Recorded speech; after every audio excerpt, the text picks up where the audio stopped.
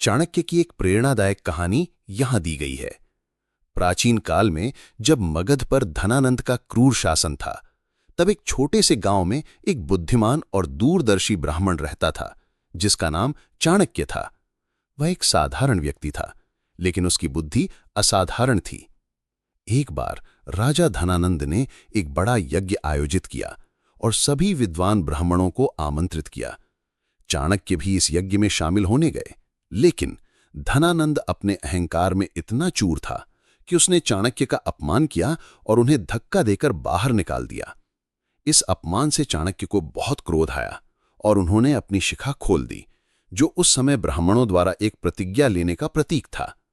उन्होंने प्रतिज्ञा ली कि जब तक वह धनानंद को मगध के सिंहासन से हटा नहीं देंगे और एक न्यायपूर्ण राजा को स्थापित नहीं कर देंगे, तब तक वह अपनी शिखा नहीं बांधेंगे।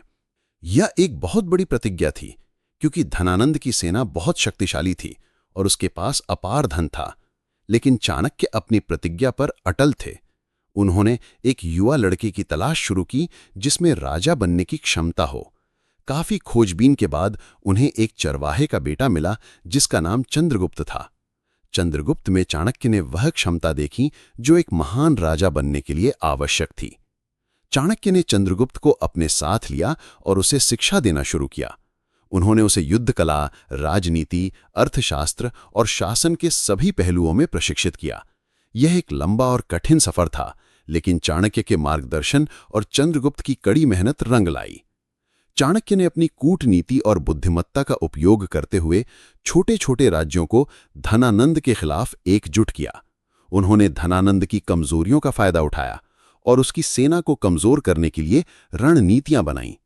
अंततः एक भयंकर युद्ध के बाद चंद्रगुप्त मौर्य ने धनानंद को पराजित किया और मगध के सिंहासन पर बैठा। चंद्रगुप्त मौर्य एक महान राजा बना और उसने एक विशाल साम्राज्य की स्थापना की जिसे मौर्य साम्राज्य के नाम से जाना जाता है। चाणक्य उनके मुख्य सलाहकार बने और उन्होंने चंद्रगुप्त को एक न्यायपूर्ण और समृद्ध राज्य चलाने में मदद की। यह कहानी हमें सिखाती है कि दृढ़ संकल्प, कड़ी मेहनत, बुद्धि और सही मार्गदर्शन से कोई भी व्यक्ति कितनी भी बड़ी चुनौती का सामना कर सकता है और सफल हो सकता है। यह भी दर्शाती है कि शक्ति और धन से अधिक महत्वपूर्ण बुद्धि और नैतिक मूल्य होते हैं।